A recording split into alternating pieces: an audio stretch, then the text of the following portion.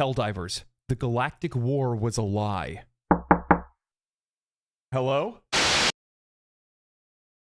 What is the future of Helldivers 2? This is a question that's been rattling around in my head for quite a while now. It's things that we've discussed here on this channel in the past, but that question gets more and more complex as time goes on, especially with some of the things that have happened recently. And with that said, we've witnessed this game become a massive success overnight. In its first few weeks, the game rose up to over 450,000 concurrent players online. It continued to retain players then after, and then we saw one of the biggest fumbles in video game history on the side of Sony. With that said, Helldivers 2 has had its fair share of issues. It's faced a lot of concerns when it comes to balancing issues, as well as repetitive content and things like that. Helldivers 2 is still very much one of the best live service games that we've seen in recent memory, but the game stands at a crossroads. And there's a lot of different directions that they can go in, and that's what I want to talk about today. We've enjoyed the meteoric rise of Helldivers 2, and now we get to celebrate the fact that the game has sold over 12 million copies, taking the throne as the fastest selling game in PlayStation history. I, for one, am glad to see democracy spread so diligently, but I'm even more happy that Helldivers 2 serves as a prime example of how detrimental third-party exclusivity can be to a game's reach. Something that I believe that is not only well illustrated by Helldivers 2 and how well it performed on Steam, but it also contrasts with the financial struggles that Square Enix has faced, only releasing their games on PlayStation. Platforms, publishers, and studios have a lot to learn and a lot to gain from making their games more widely accessible. And Helldivers 2 has proved that in the only language that these companies understand: money. Now, speaking of accessibility, I still want people to be aware that Helldivers 2 is still locked from certain regions, even though the PSN account requirement isn't there anymore. Arrowhead CEO has responded to this, saying that it's something that they're actively looking into because they want the game to be available everywhere. An issue that I would like to see resolved, but honestly, I don't really have a lot of faith in it because Sony likely believes that they've seen the end of their blowback over the whole PSN requirement fiasco and have probably moved on from the issue entirely. With that said, new concerns have been raised after the release of the Polar Patriots War Bond, with a poll in the Helldivers 2 Discord showing a staggering 70% of players didn't like the new War Bond, with many of them levying complaints that the theme didn't suit the equipment that was delivered. I'll be honest, it didn't make a lot of sense. Other than the armor being lightly colored, nothing in this theme really screams cold. In fact, the grenade that you earned from unlocking this War Bond is an incendiary, and that kind of makes this feel like they just threw it together. And that's just not going to fly if you're trying to keep players engaged with the War Bond system. You can't just throw something together, and that's very much what this felt like. There's a ton of different directions that they could have gone in with this. Why didn't these weapons use cryo rounds? Why didn't the impact grenade freeze enemies in place? These are mechanics that already exist in the game to begin with. If you're on an ice planet and you walk over one of those ice plants, they explode into an icy cloud that slows you and enemies down. So if that mechanic already exists in the game, why can't we just fire it from a weapon or use it from a grenade? Doesn't make a whole lot of sense.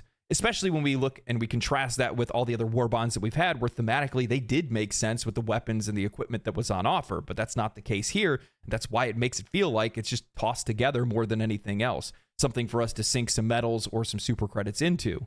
And that's just not the direction that you want to go, because that heavily contrasts with the level of quality of content that we've had up until this point. And all it's served to do is just increase player concerns about the diversity of content that we have access to when playing Helldivers 2. Personally, I think that Arrowhead Studios is a little bit too focused on the War Bond. Now, I realize that they need to keep making them. They need to monetize their game, and they need to keep that live service rolling, but I think that they think that players share in the same desire for regular War Bonds in competition with other new content that the game could be serving. Helldivers 2 is an incredibly fun game to play. The moment-to-moment emergent gameplay, the wild and wacky moments that you can share with friends, and the sometimes nail-biting missions and major orders have kept players glued to their seats for a long time. Helldivers 2 is a marvel in both its gameplay and its ongoing narrative. However, after 4 months of the game being out, fighting the same enemy factions with long stints of automaton-only major orders, having everything already unlocked in the game, and the same type of missions recycled over and over again, with the exception of the TCS missions that we had and the defense missions. At one point in time, war bonds aren't going to be enough, and the game is going to need something bigger to shake up the experience. Now, something that compounds with the lack of diversity in experiences is Arrowhead's poor approach to weapon balancing. At first, I defended their first wave of nerfs, as it was the first balance patch for the game. However, at this point, we've seen Arrowhead consistently suck the fun out of the game and not leave players with very many options when it comes to viable weapons. Every time I log in, it feels like there's less and less usable items, primary weapons continue to lose their viability, and a slew of other weapons have been rendered all but useless.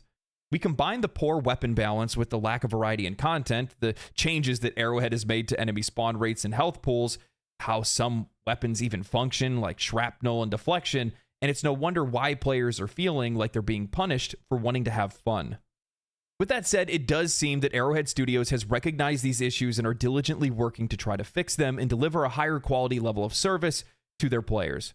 On Discord, community manager Twinbeard says that they have changed the spawn patrols back to how they were, lessening the pressure on players and putting an end to the forced kiting and hiding that we often had to deal with.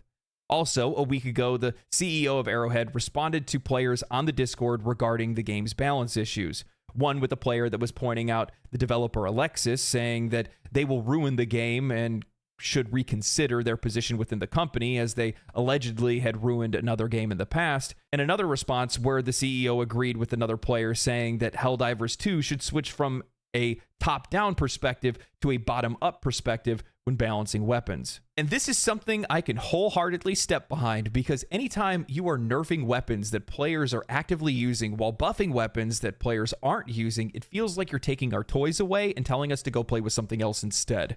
And that doesn't feel good. That's not what we want to do. And I think what magnifies this entire issue is the fact that none of these balance patches ever coincide with major content releases. So there's nothing there, no dangling keys, nothing there to soften the blow or distract us. So this doesn't feel as bad.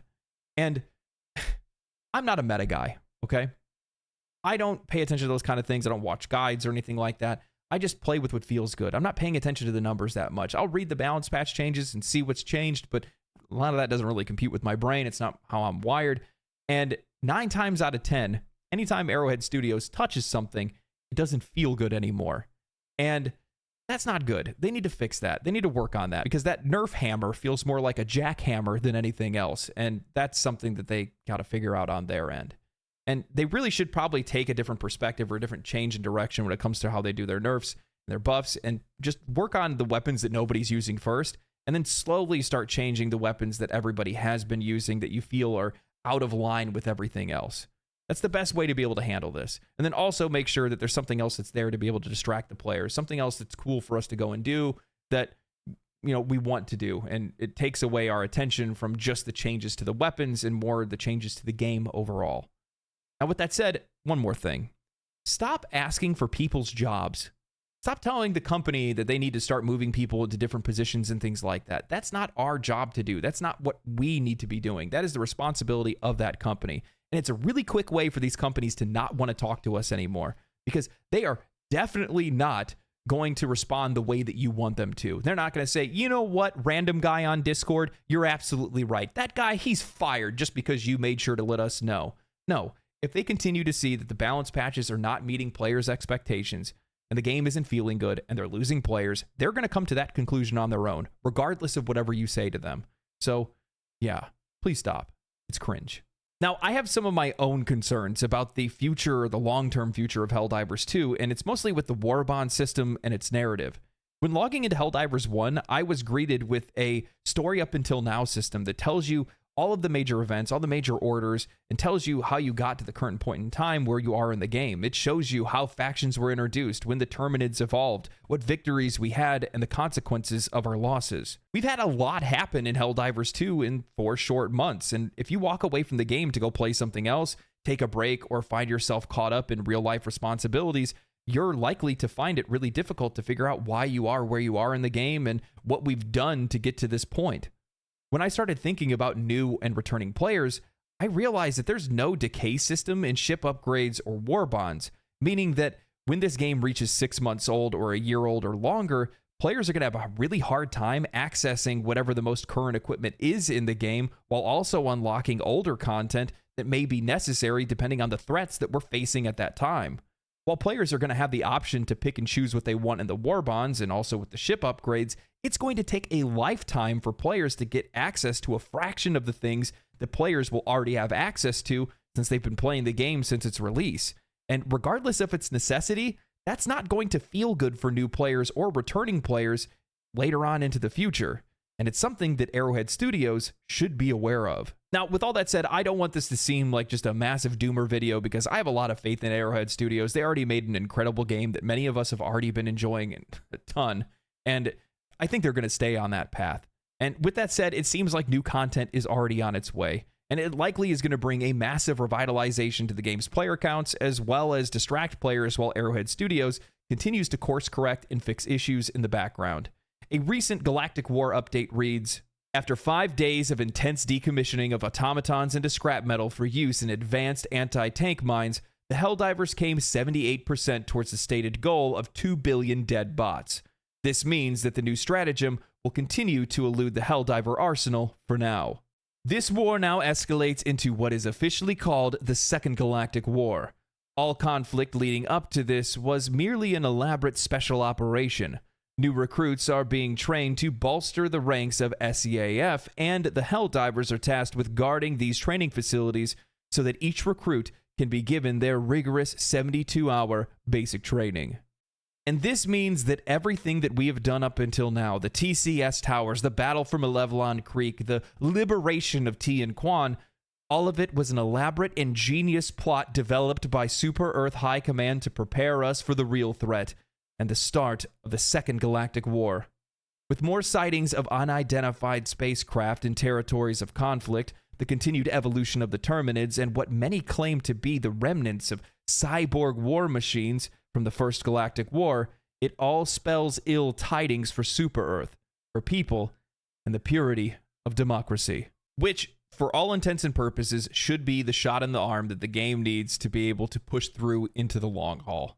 With all of the issues that the game has faced up until this point, it's still been one of the best live services, one of the best games that I've played in a long time. It's added onto a shelf some fantastic games that I've played over the last few years, and I love it. I love its community. I love the developers for the game, and I can't wait to see what they do with it next.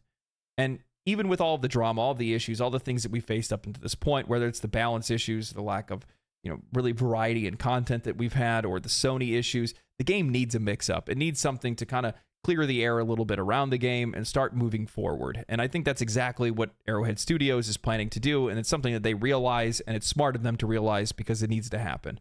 And I really want to make sure that I'm doing my best to try to remind people that 450,000 concurrent players is never a realistic number for this game to have ever stayed at. And even though things have slowed down a little bit, that's just natural decay with many of these games. Just about every game that's out there does. And a lot of the conversations that I see that people have around, games dying or something like that tends to kind of irk me, gives me the ick more than anything else, because we all play different games. We all put something down and go play something else and then come back to something, and that's just what we do. This happens with every single game. No game ever reigns supreme forever, and Helldivers 2 is definitely not seeing a sunset.